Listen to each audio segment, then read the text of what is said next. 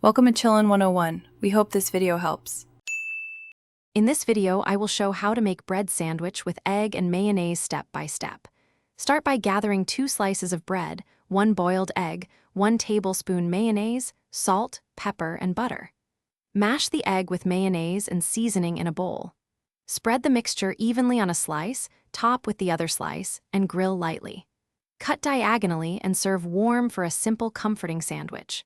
Gather tools, a bowl, fork, knife, pan, and spatula, and prepare ingredients.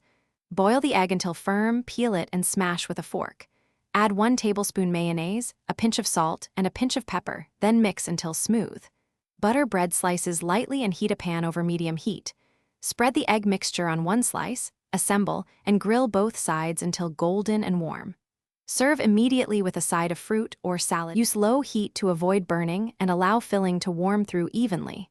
Add chopped chives or parsley for fresh flavor, and consider a pinch of paprika for mild spice.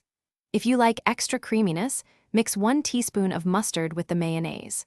Press the sandwich gently while grilling for even contact and crisp edges. Let it rest a minute before cutting to keep the filling intact and avoid mess.